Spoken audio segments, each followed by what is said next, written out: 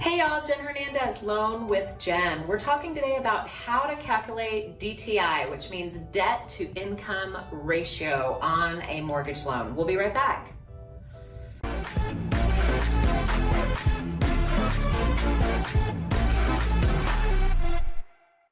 Hey, we're back. Okay, before we get going, make sure to like, share, and subscribe. My channel has over 200 videos. It's a hub for information as you're thinking of buying, selling, or refinancing a home.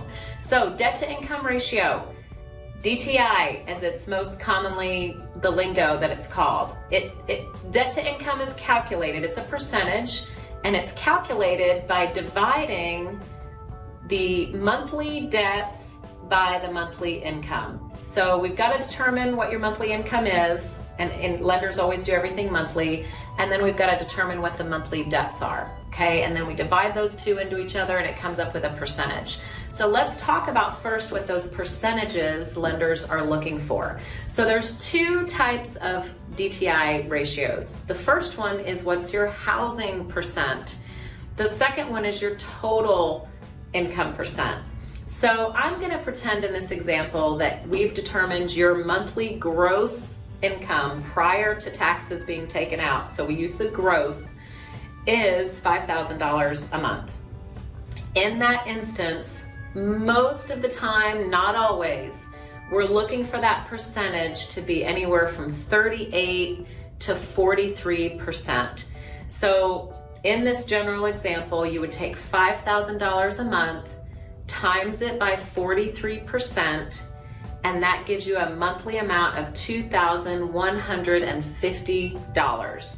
That, in this example, would be the max housing payment that we would say that you can afford. That includes principal, interest, taxes, insurance, homeowners insurance, and also mortgage insurance if that's applicable.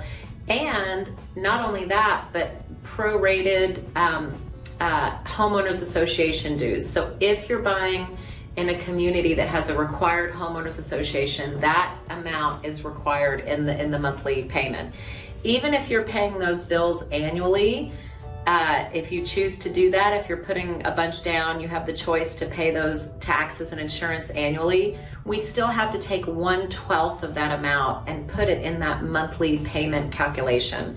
So that $2,150 payment encompasses all of those costs, okay? So in this example, 43% is $2,150. Now, this is a generality. There are things that can cause this number to go down, and there's sometimes we can get the number a little bit up. But this video would be hours long if I talked to you about the underwriting guidelines of all of the ins and outs. But just to let you know, there are some exceptions up or down, but for the most part, 43%. Now, it's important to know that there's two types of loans. There's a conventional loan, and then there's FHA loans. Conventional loans, generally, your debt to income ratio total with housing payment plus your other debts really can't be more than 45. Sometimes we can do 50%, but not on the lower down payment loans. So 50% is the absolute maximum. So that might dilute your housing number. If you have a bunch of other debt, that might dilute it. On the other hand, an FHA loan, we can go up to 55% total debt. That means that your total debt, if you make $5,000 a month, total debt with housing payment, credit cards, car loans can be $2,750. So again, if you're somebody that has quite a bit of monthly credit card or car payment debt, that might dilute the number that you can have on your debt to income ratio. So I'm just gonna repeat, we've covered a lot of numbers here. Generally, housing ratio is around 43% of your gross income. Total debt to income ratio on a conventional loan is anywhere from 45 to 50%, depending on how much you're putting down. Or on an FHA loan, it's 55%. So FHA is more lenient on how much debt you can have. Again, you need to make sure and get with a local lender as soon as possible. There are some more things that have to be considered, but how you calculate the debt to income ratio, what I want you to get from this video is we use gross before tax income, and we have to encompass all of the debts that you're paying in these ratio tolerances, okay? That's how we underwrite. So get with a local lender as soon as possible to know how this affects you. Hope you got some good nuggets from this video. Good luck with your purchase. If you're in Texas, give us a call. Talk to you soon.